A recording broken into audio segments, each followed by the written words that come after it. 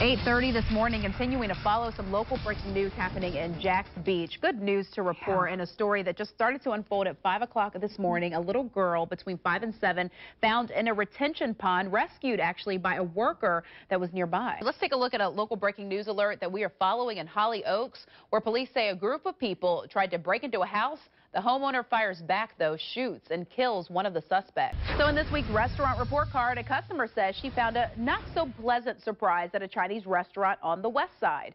A roach, and that's exactly what the health inspector found as well. A man had to be taken off the plane after claiming fellow passengers had been poisoned. So here he is being taken away in handcuffs there at the airport. The flight landed safely as scheduled. I'll never forget, I was flying in a storm once, and this lady was holding on to me for dear life. Was she cute? In her own way. See? How's that for a political Might have been a answer? love connection. That's going to do it for the news at 6. Stay tuned. More to come in the 7 o'clock hour of the morning show, and it starts right now. Hey guys, we are on the scene here, and we're actually able to show it to you very clearly. In fact, Jacksonville Fire and Rescue just pulling away from the scene.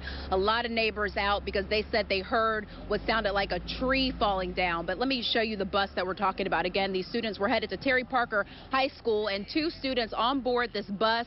And what we're being told, 2 teenagers that were inside of this car were all transported to the hospital. Hey guys, want to show you what's happening right now, because just minutes ago they were able to tow the bus away involved in this accident. Also the Honda that police say is at fault this morning. Let me first show you the 2 buses behind me. On board are the students that were on the school bus that was involved in this accident. About 41 students were on board at the time, and police say this is going to take some time now because they need to talk to each one of those students, get a name, get a date of birth, and also their account as to what happened on board this school bus earlier this morning. We have a cold front, not bringing cool weather, but instead bringing some rain. So Richard standing by with this look on a Wednesday.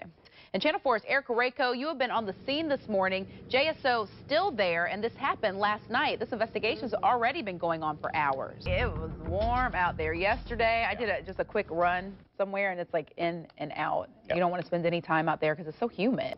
That is cool. That was a cool story. And it's interesting because you hear about those dogs, and they say that they all have to have a certain instinct by nature just to kind of get going on the process to become a guide dog. I'm sure the sound of breaking glass and crunching metal and the screeching of tires was enough to alert but anybody. He didn't run. He helped them. Channel 4's Elizabeth Campbell, you have been working to gather more information. Elizabeth, you talked with that worker who said their heart just stopped when they saw this little girl there. Because after the break, we're going to check back in with our own Elizabeth Campbell. If you've been watching, a little girl was found in a retention pond down at the beach. She has now been reunited with her family. She is safe and sound. Those parents very relieved this morning. Time for our talkers this morning. A pretty interesting story here. A 16-year-old girl was told by doctors she would never walk again. She made an amazing recovery after she got stuck in a kid's toy.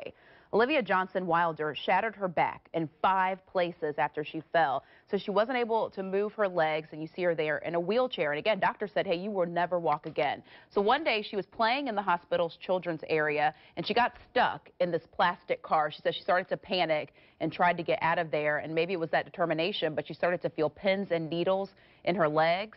So eventually she was able to rebuild her strength through rehabilitation and some other sessions, and she's apparently walking. I saw some pictures of her, and she's like walking with the help of a walker. Oh, that's awesome. And she said it was just extremely scary when they told her she would never walk, but apparently she defied the odds. Welcome back. So this group of fishermen out off the coast of Alaska have a whale of a tale to share. Watch what happens as they try to reel in a halibut. Okay. All of a sudden, voila, a killer whale comes right up to the boat and says, that's mine. The men, of course, lost that halibut, but boy, was that the experience of a lifetime. Yeah, I'd let them have it. Hashtags are coming to Facebook today. The new feature will basically work just like they do on Twitter, or if you're on Instagram. When a user clicks on a hashtag, they will see a feed of what other people and other pages are saying about that topic or event. More new features expected to come to Facebook in the upcoming weeks, so we got to keep up with Facebook. Back to some local news this weekend. You will have a chance to watch a basketball game that is no ordinary matchup. Former Jaguars offensive lineman Richard Collier will be playing for the Brooks Rehab wheelchair basketball team. He was left paralyzed from the waist down when he was shot back in 2008. So this Saturday, the Brooks Ballers take on the Fort Stewart Warriors in a doubleheader. The games are at 11:30 and 1:30 at the Cuba Hunter Community Center and Gym. That parking lot's location, 3500 Hunter Road, right off Emerson. It's free, and organizers say these athletes would love to have you cheering them on. I love that, and I'm sure it's going to be a packed house. Yeah. And it's a perfect time of the day. You're going to catch the 11:30 or the 1:30, so you can plan around it, get out there for a fun 45 minutes to 1 hour time. Exactly. No reason to miss it. And root them on. Yeah, I love that. Well, a close call for a young dog and two trainers. A car comes speeding down the sidewalk. How the guide dog in training responded to save their lives. Whoa. We'll have more on that story when we come back. Tonight, friends and family are getting ready to hold a candlelight vigil for Shelby Farah. This is that 20-year-old store clerk, very beloved, who was shot and killed at the Metro PCS store on North Main Street in Brentwood on Saturday. Now, her mom is preparing to say goodbye. Well, here's the guy accused of the crime in jail. Jacksonville police arrested 21-year-old James Rhodes 2 nights ago after they say his family tipped them off about where he was. So now the man who police say shot and killed her could face the death penalty. Channel 4 has learned that the state attorney's office is pursuing the death penalty. Farah's mother, Darlene, told Channel 4 the maximum punishment will be the only justice for her daughter's death. In Clay County, a Middleburg man's expected to recover after his SUV was stolen and he was hit by a second stolen vehicle. So this happened around 3 o'clock yesterday afternoon in the parking lot near the McDonald's and Cedar River seafood restaurants on Blanding Boulevard. Adrian John says he saw someone trying to get into his Ford Explorer, and when he went to confront the suspect, he was hit by a stolen car with 3 people inside. We are told both stolen vehicles then left the scene. All 4 suspects were in that stolen Explorer when it crashed on County Road 220. The Clay County Sheriff's Office says arrests are pending. And in St. Johns County this morning, we now know what led to that Memorial Day weekend boat crash. It killed 2 people.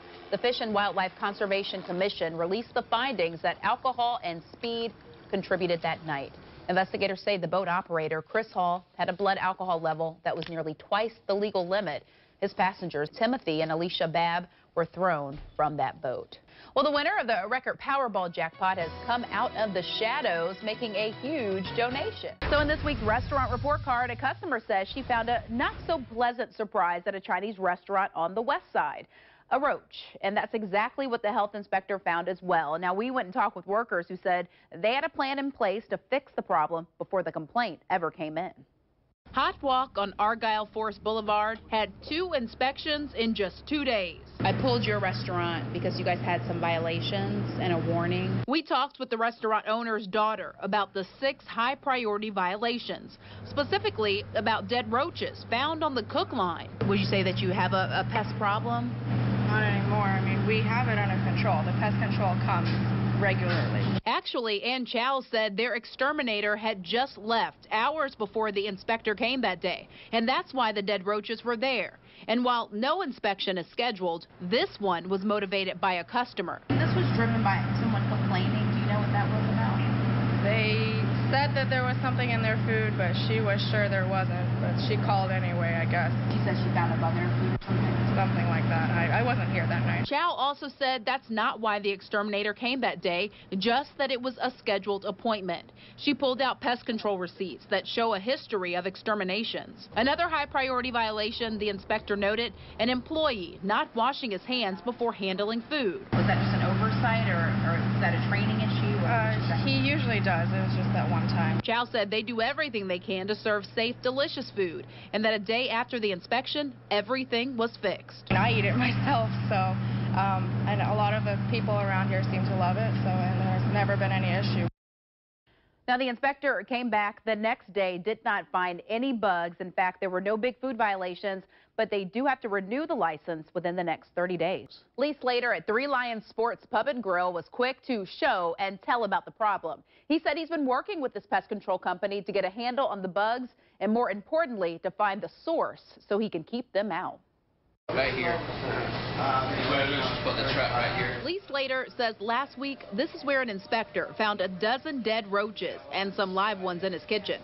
Today there's just one here in the trap. Do you feel pretty confident that the problem's taken care of? Yep. Slater says they've been working on the bug problem at Three Lions Sports Pub and Grill for about a month, even closing one day to get the place fogged. So did you know that you had a roach problem at the time? I did it. We seen a couple around the bike, but we just thought they'd come from outside. Slater and the inspector agreed the bugs might have caught a ride inside the restaurant on these soda boxes.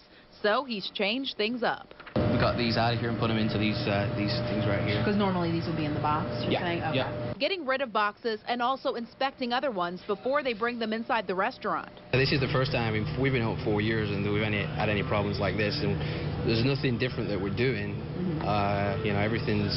You know, they've always been doing the same thing with the cleaning. Slater says they've sanitized and bleached everything, and they've got it under control. They also have clear plans in place to keep the bugs where they belong, outside. I think now we're as good as we've ever been with it. Now, the same inspector did come back 2 days later. She was confident the bug problem was resolved. She didn't mention any bugs in her follow-up report. Well, here's another animal story. A 1-month-old baby elephant in Thailand is back with its family this morning after being stuck in a well. So its mother and a herd of about 30 elephants were moving through the area when this huge baby, got stuck. Villagers contacted a wildlife rescue team, helped the animal out.